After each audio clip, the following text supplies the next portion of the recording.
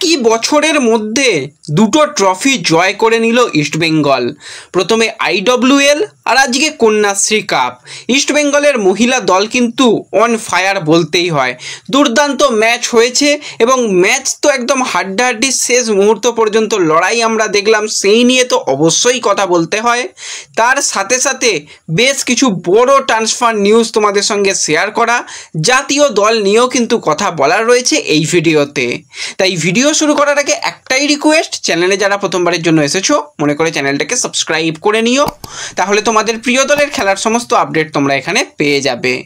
তো প্রথমেই যদি আজকে আমরা কথা বলি আজকের ম্যাচ নিয়ে, তো আজকে কন্যাশ্রী কাপে ইস্টবেঙ্গলের মহিলা দল তারা কিন্তু মুখোমুখি হয়েছিল শ্রীভূমির সঙ্গে। আর আজকে শ্রীভূমি কিন্তু ফার্স্ট হাফে দুর্দান্ত অ্যাটাকিং ফুটবল খেলেছে।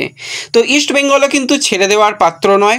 ম্যাচ কিন্তু একদম 90 মিনিট পর্যন্ত হাড্ডাহাড্ডির লড়াই দেখলাম। সেখানে কিন্তু ফুল টাইম রেজাল্ট থাকে 1-1। ইস্টবেঙ্গলের কিন্তু সাইড ব্যাক ইনজিওর্ড হয়, তাকে কিন্তু সঙ্গে সঙ্গে মাঠ থেকে হসপিটালে নিয়ে যাওয়া হয়। বর্তমানে আশা করছি সে সুস্থ রয়েছে, তার কিন্তু দ্রুত সুস্থ কামনা আমরা করি। আর যেরকমভাবে আজকে ইস্টবেঙ্গল খেলেছে অসাধারণ, কিন্তু তাদের কাছ থেকে আমরা লড়াই দেখতে পেলাম। যেরকমভাবে প্লেয়ারদের মধ্যে জেতার মানসিকতা, ট্রফি জেতার যে খিদে, সেটা কিন্তু আজকে ইস্টবেঙ্গলের প্লেয়াররা দেখিয়ে দিল মহিলা দল। তো সিনিয়র দলের উচিত একটু মহিলা দলের দিকে, একটু রিজার্ভ টিমের দিকে তাকাক, যে জার্সি কিন্তু ওরাও লাল হলুদ পরে খেলছে, জার্সির যে ওয়েট ওরা বুঝতে পারছে, আমরা বুঝতে পারছি না। এটা কিন্তু সিনিয়র দলের একটু বোঝা উচিত। আশা করছি এবছরে সিনিয়র দল ভালো কিছু করবে। তো শেষ পর্যন্ত আমরা দেখতে পেলাম যে ট্রাইবেকার হলো, সেখানে কিন্তু ইস্টবেঙ্গল ভালো গোল করেছে এবং সেখান থেকে কিন্তু ম্যাচ জিতে নিল এবং ট্রফি কিন্তু ঘরে এলো। এবং দুর্দান্ত লড়াই কিন্তু সুজাতাদির দলও করেছে, এটুকু বলতে হয়। ভালো ফুটবল আজকে হয়েছে। যারা ম্যাচটা দেখোনি, ভালো একটা ম্যাচ মিস করে গেছো, খেলা দেখার সমস্ত ব্যবস্থাই করা ছিল। তো যারা দেখেছো আশা করি খুব এনজয় করেছো। আর স্কোর লাইন তো অনেকেই প্রেডিকশান করেছিলে, কারোর স্কোর লাইন প্রেডিকশান মেলেনি, কিছু করার নেই। কিন্তু রেজাল্ট ইস্টবেঙ্গলের দিকে গেছে, ট্রফি ইস্টবেঙ্গল ঘরে তুলেছে। কিছুদিন আগেই আইডব্লিউএল চ্যাম্পিয়ন এশিয়ার মঞ্চে ইস্টবেঙ্গলের মহিলা দল নামতে চলেছে, তার সাথে সাথে কন্যাশ্রী কাপ চ্যাম্পিয়ন কিন্তু হলো ইস্টবেঙ্গল। তো ইস্টবেঙ্গল সমর্থকরা কতটা খুশি অবশ্যই কিন্তু কমেন্টে জানিও। তো এরপর যদি আমরা একটুখানি কথা বলি যে জাতীয় দল নিয়ে, কালকে তোমরা দেখেছিলে যে জাতীয় দল একটা প্র্যাকটিস ম্যাচ খেলেছিল সন্তোষ ট্রফি চ্যাম্পিয়ন দলের সঙ্গে।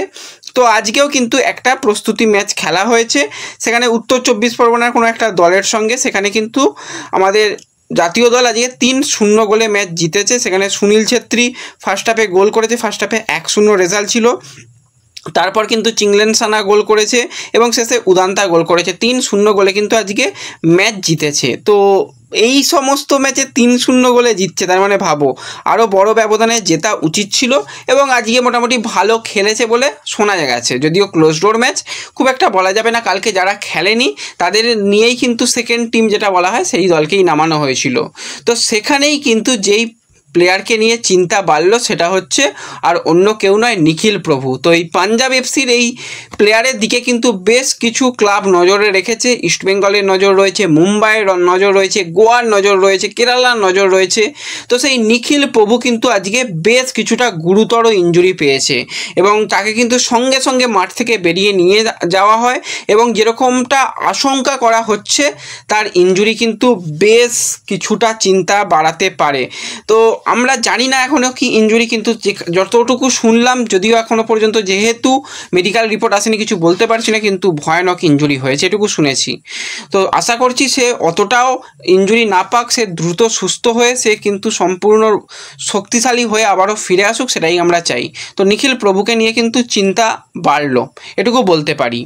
তো এর সাথে সাথে আমরা যদি ট্রান্সফার নিউজ নিয়ে কথা বলি, তো মুম্বাই কিন্তু মনে হচ্ছে সব প্লেয়ারকেই ছেড়ে দেবে, এরকম একটা তাদের মনোভাব। তারা অন্তত 10 জন প্লেয়ারকে তো ছেড়ে দেবে, আমরা বুঝতেই পারছি। তার মধ্যে আজকে বেশ কিছু প্লেয়ারের বিদায় ঘণ্টা বেজেছে। প্রথম যে প্লেয়ারের কথা বলবো সেটা হচ্ছে প্রবীর দাস।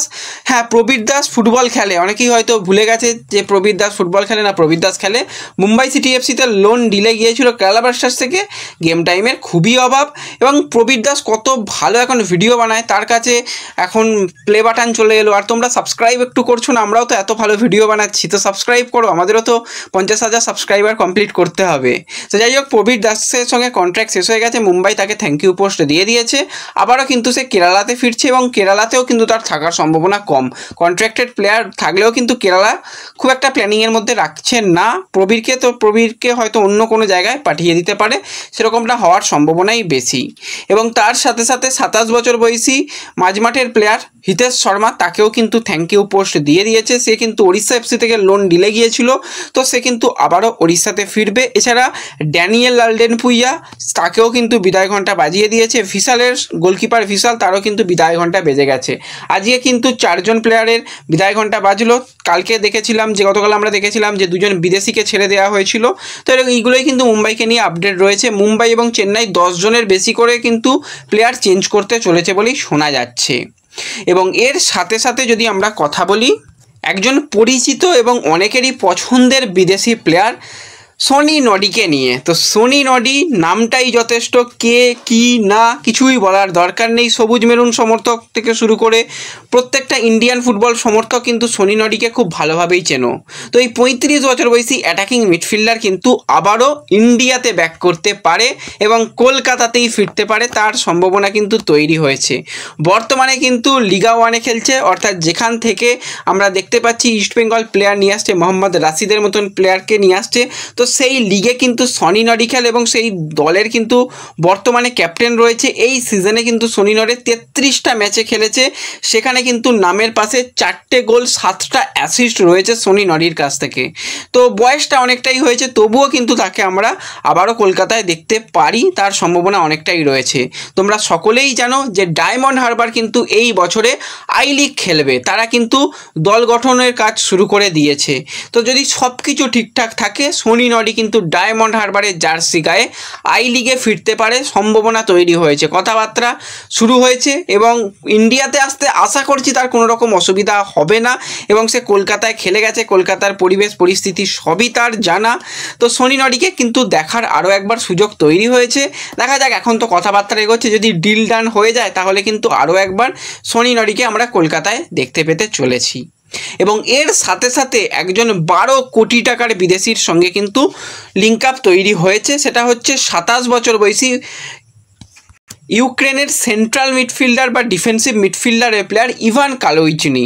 তো বর্তমানে কিন্তু ইউক্রেনের ফার্স্ট টায়ার লিগের ক্লাবে সে রেগুলার সদস্য, এই বছরে 28টা ম্যাচ খেলেছে। অ্যাজ এ ডিফেন্সিভ মিডফিল্ডার হলেও কিন্তু 2টো গোল 2টো অ্যাসিস্ট তার কাছে রয়েছে। দীর্ঘদিন ধরেই কিন্তু সে দুর্দান্ত পারফরমেন্স করছে এবং ইউক্রেন জাতীয় দলেরও কিন্তু সে এখন রেগুলার সদস্য হয়ে গেছে। তো এই হাই প্রোফাইল মিডফিল্ডারের দিকে কিন্তু নজর রাখছে আইএসএলের বেশ কিছু টপ ক্লাব এবং তাকে নিয়ে আসার চেষ্টা চালাচ্ছে। অতীতে কিন্তু কেরালা ব্লাস্টার্সের জার্সি গায়ে খেলে গেছে, তারপর কিন্তু তার ফুটবলিং যে কেরিয়ার সেটা কিন্তু অনেকটা উন্নতি হয়েছে। বর্তমানে তার মার্কেট ভ্যালু এখন 12 কোটি টাকা। সে যখন খেলে গিয়েছিল 3 কোটি টাকা 4 কোটি টাকা তার মার্কেট ভ্যালু ছিল। তো ভেবে দেখো কতটা তার পারফরমেন্স ভালো হয়েছে। তো এই রকম একজন শক্তিশালী দানব মিডফিল্ডারকে নিয়ে এলে যথেষ্ট ভালো হবে। তো আশা করছি মুম্বাই সিটি এফসি নজরে রেখেছে, কারণ মুম্বাইয়ের মাঝমাঠে এই বছরে খুবই অবস্থা খারাপ ছিল, তারা কিন্তু অবশ্যই এরকম প্লেয়ারের দিকে নজর রাখতে পারে। তো দেখা যাক পরবর্তী সময় আরও কোন কোন ক্লাবের নাম বেরিয়ে আসে, কারা ইন্টারেস্ট শো করে বা কারা সাইন করে, সেই দিকে অবশ্যই নজর থাকবে। তো এই ভিডিওতে এটুকুই আলোচনা করার ছিল। ভিডিও ভালো লাগলে লাইক শেয়ার করে দিও। দেখা হবে পরবর্তী ভিডিওতে। ধন্যবাদ।